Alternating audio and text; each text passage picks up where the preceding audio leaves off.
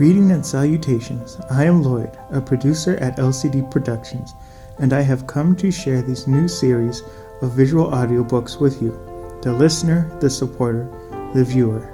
Together we will go on a journey like never before, fly to new heights with Project Aerospace, explore new land and cityscapes with photations, even change the dimension of time through the power of time-lapse photography from live to tape. We'll even travel beyond the mind's eye into worlds captured and generated through animation from Thumbs United daily animation series. As we together go on these journeys filled with photography and theater of the mind, I hope you remember the core belief that we hold, that anyone can become the master of art, meaning that it is not some born skill what makes someone good at being creative. It is a desire to practice and spend time being creative that creates the master. I hope that these films, photography, and stories inspire you to set some time aside and practice some creativity. I believe if we all spend more time creating and being constructive, the world would be a better place, a more friendlier and fulfilling place. Thank you for coming. Let's begin this journey.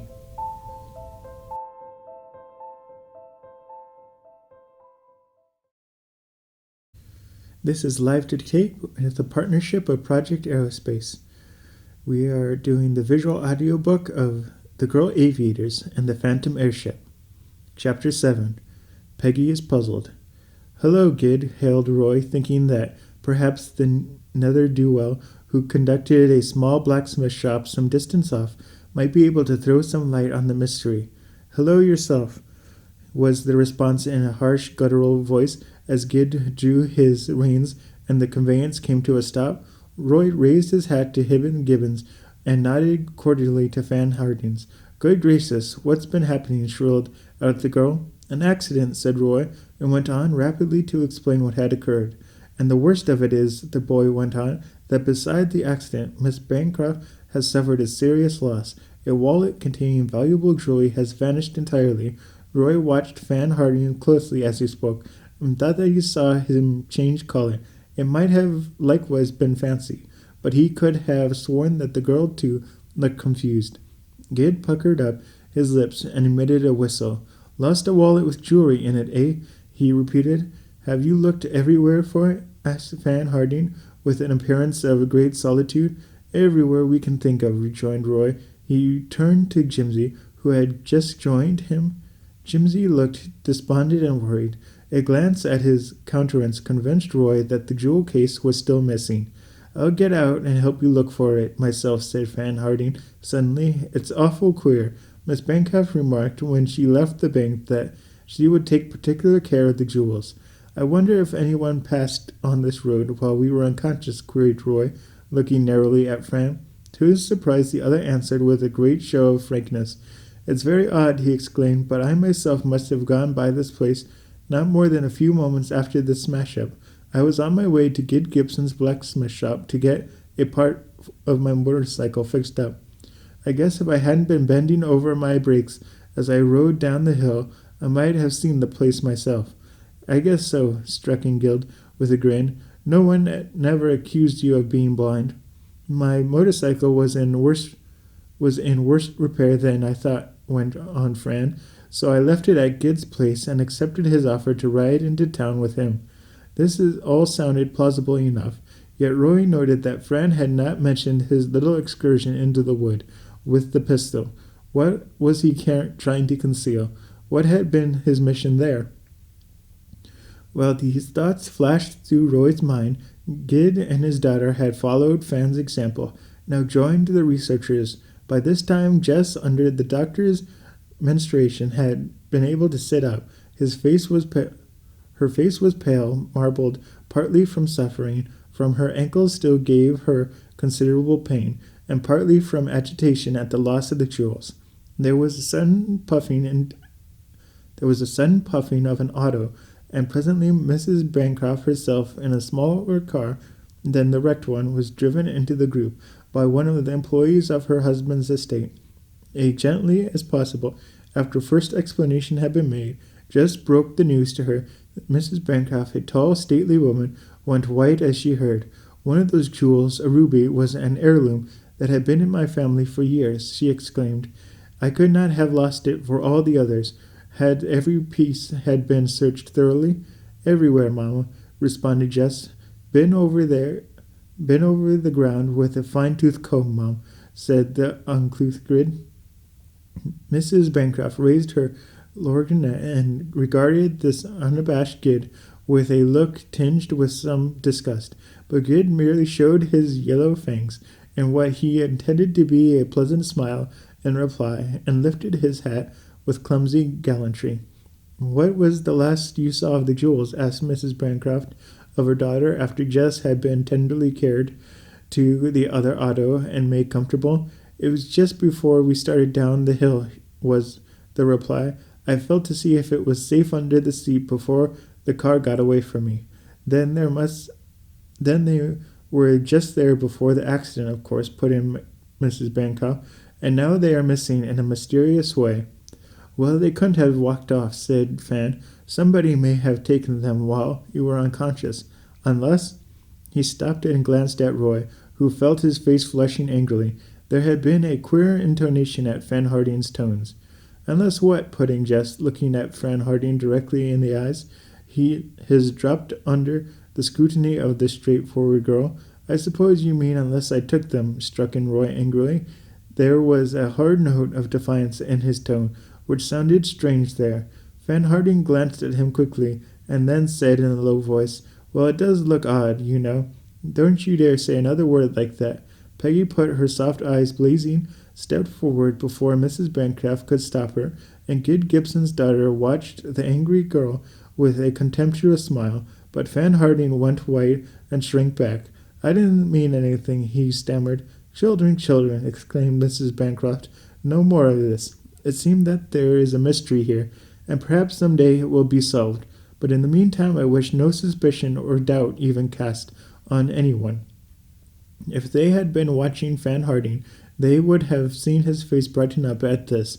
Muttering something in an undertone to Gid, he slunk off, accompanied by his disrespectful blacksmith companion and the latter's daughter. Hester, as she went, flung back a glance of contempt at the others, of which they took not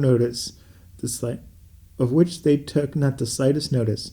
Dr. Mays elected to return home by means of Mrs. Bancroft's auto, and declared laughingly that he had quite enough excitement that morning for a man of his years. A few moments later, after the departure of Fran and his strange companions, therefore, Mrs. Bancroft's auto, towing the injured car by means of rope brought along for that purpose, set out on its return journey. Jimsy rode beside his sister, who made a brave effort to bid a cheery goodbye to the young aviators. But now somehow all of them felt a constraint that had suddenly born among them, arising out of the mystery of the missing jewels. The next day posters announced that a reward for the recovery of the jewels were hurriedly struck off at Sandy Bay Printing Office, and distributed throughout the town and surrounding county. In due course the Prescott household, of course, received one, and the perpetual perusals of it did not add to their cheerfulness.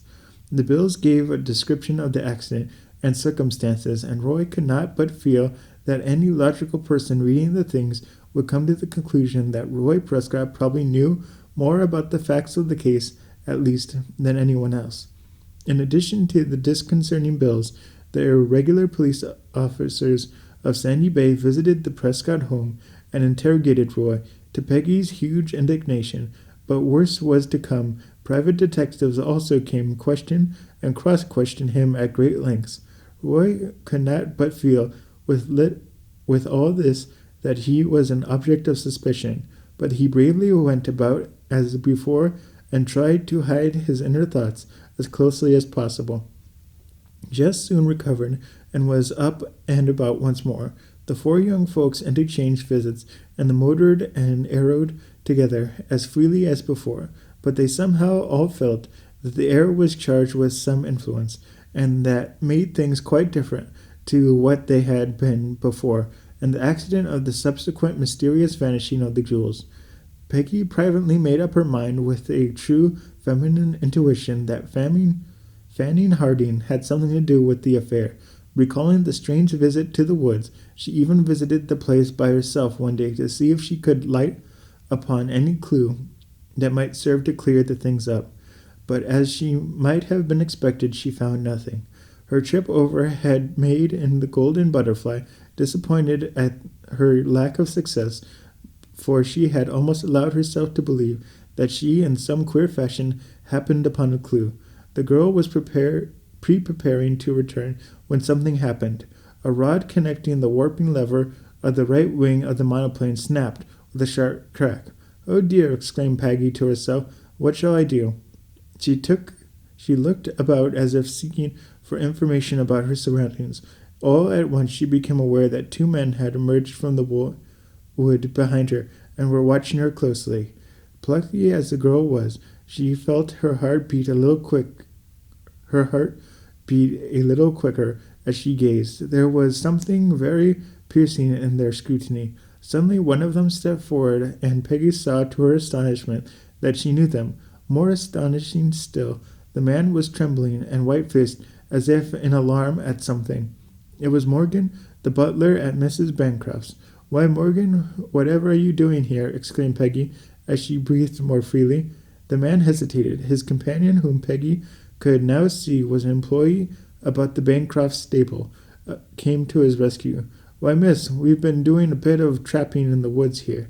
"Yes, miss, that's it," struck in Morgan, a stout, puffy-faced Englishman with a sideburn. "A bit of poaching, as you might say, miss. I hope you won't tell on us."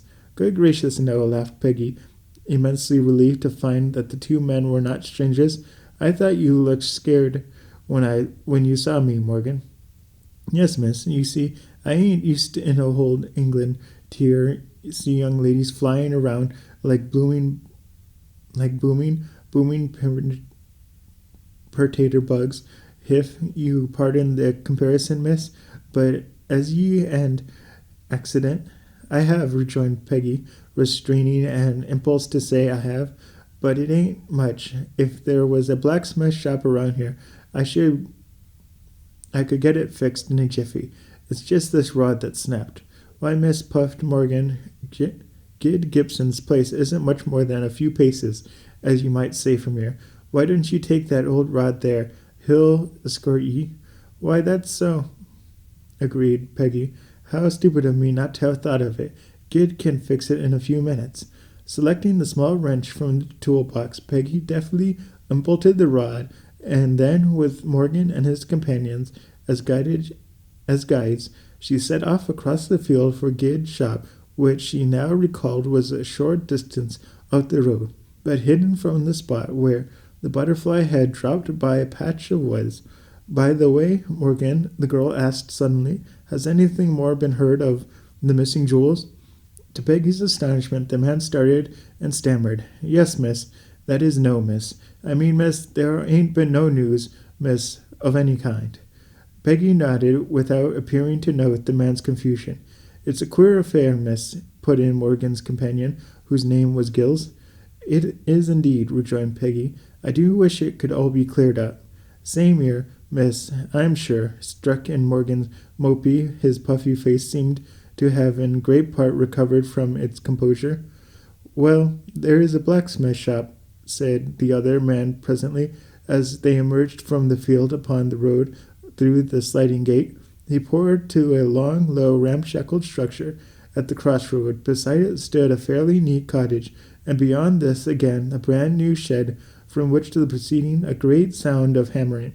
As Morgan and Gills left her to make a short-cut home across the lots, Peggy set off at a brisk pace, holding the broken rod in her hand. She almost dropped the bit of metal an instant later in great surprise that she encountered.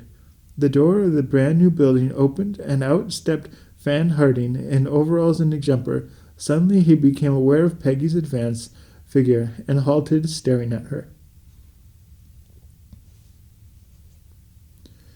That was Chapter 7. The next chapter is Chapter 8, Hester Ruby. Thank you for experiencing this journey we have created here at LCD Productions. For more information on how to support these films and projects, visit Photations.com/support. Fine art photography prints from journeys around the world can be purchased from flotationstore.com, and digital downloads of our photography and visual audiobooks is available for personal use. Commercial use is available at a different rate. Thank you for your time. I hope to see you here again.